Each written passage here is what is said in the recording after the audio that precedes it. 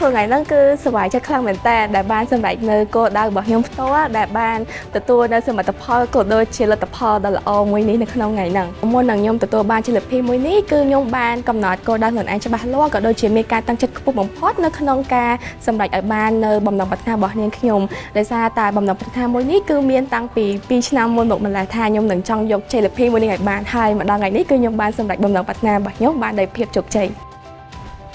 សម្រាប់ខ្ញុំភាពជោគជ័យនឹងគឺពិតជាធំធេងហើយដោយសារតែមុននឹងឈានមកដល់ដំណាក់កាលនេះខ្ញុំបានឆ្លងកាត់នៅឧបសគ្គជាច្រើនហើយខ្ញុំក៏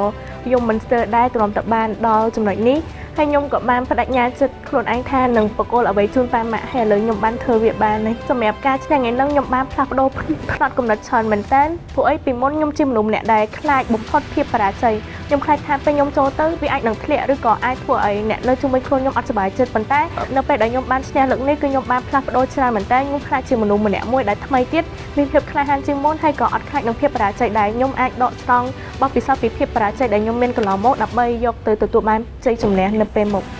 បច្ចុប្បន្នកាលនេះកំពុងតែស្ថិតនៅក្នុងសម័យទំនើបសម័យបច្ចេកវិទ្យានៅក្នុងចិត្តហ្នឹងគឺរំភើបជំនួសកូនមែនតែនតែម្ដងមិននឹកស្មានតែកូនបានទទួលបានជោគជ័យនៅពេលនេះទៀតទេព្រោះអីកាលពីលើកមុនគាត់ទទួលបានជាលេខ2ឥឡូវគាត់ខំប្រឹងមែនតែនឥឡូវគាត់បានលេខ3សប្បាយចិត្តមែនតែនតែថាឃើញកូនខ្ញុំទទួលបានជាលេខ2ទទួលបានលេខ3អញ្ចឹងសាលាគាត់បង្កើតកម្មវិធីនេះឡើងគឺល្អសម្រាប់សិស្សានុសិស្សក្នុងការប្រកួតប្រជែងធ្វើឲ្យក្មេងហ្នឹងមានការរីកចម្រើននៅចំណេះដឹងរបស់គាត់ហើយមានការខំប្រឹងល្អជាងមុនទៀតខ្ញុំឃើញគាត់ហ្នឹងផ្លាស់ប្ដូរច្រើនណាតាំងពីរៀនតាំងថ្នាក់ទី2រហូតដល់ថ្នាក់ទី10នេះឃើញការអភិវឌ្ឍខ្លួនរបស់គាត់ហ្នឹងគឺបានល្អតែគាត់បានទៅតាមសាលាដែរគាត់បានជួយបញ្យល់ណែនាំហើយការបរៀននៅសាលានេះក៏មានវិន័យត្រឹមត្រូវតឹងតែងធ្វើឲ្យកូនខ្ញុំមានការខំប្រឹងរត់តែខ្លាំងអញ្ចឹងទៀតណាហើយក៏នៅមានកម្មវិធីប្រកួតប្រជែងច្រើនអញ្ចឹងខ្ញុំចេះតែឲ្យគាត់នឹងចូលរួមប្រកួតប្រជែងដើម្បីគាត់ពង្រឹងសមត្ថភាពរបស់គាត់រត់តែខ្លាំងតទៀតដែលខ្ញុំនឹងជឿជាក់ថាកូនខ្ញុំមករៀននៅនេះគឺគាត់ដើរទៅតាមផ្លូវល្អ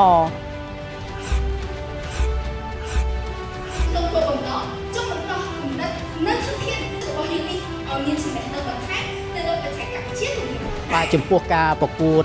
នឹងតែងអត្ថបទភាសាខ្មែរមេលេជាគួចគឺយើងបានរៀបចំជា3ដំណាក់នៅជុំទី1គឺយើងមានបេក្ខជន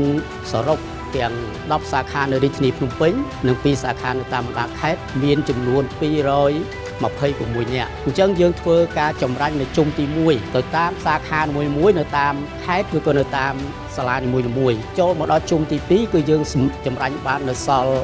87នាក់ប៉ុន្តែនៅក្នុង87នាក់យើងធ្វើចម្រាញ់មកប្រកួតជុំដាច់ព្រាត់គឺយើងនៅសល់31នាក់បើនិយាយពីសមត្ថភាពនេះការប្រកួតលើកទី10នេះគឺសមត្ថភាពរបស់សិស្សយើងគឺមានគាត់ថាភាពប្រកួតប្រជែងមែនទែនដោយសារតែកូនសិស្សគាត់ចាប់ផ្ដើមយល់ដឹងហើយគាត់ចាប់ផ្ដើមស្រាវជ្រាវគាត់ចាប់អារម្មណ៍ដូច្នេះគឺគាត់ខិតខំប្រឹងប្រែងធ្វើឲ្យគណៈកម្មការទាំងអស់នេះគឺពិបាកក្នុងការវិនិច្ឆ័យនិងកាត់សេចក្តីថាតើអ្នកណាដែលត្រូវមកដល់ជុំផ្ដាច់ព្រាត់នេះចំពោះ JLP ទាំង3នេះបាទក្នុងនាមខ្ញុំជាប្រធានគណៈកម្មការ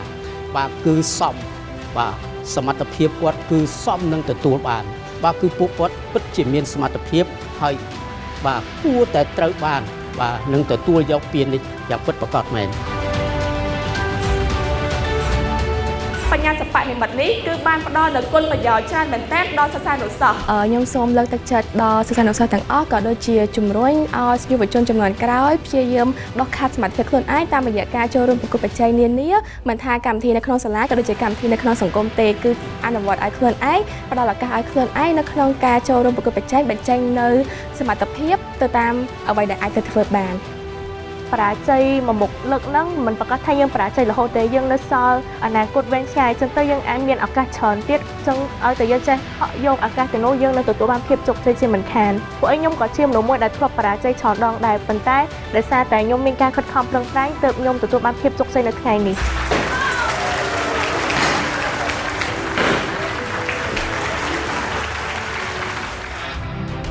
សាលារៀនអន្តរជាតិ American AIS គុណភាពវិន័យនិងសេវាកម្ម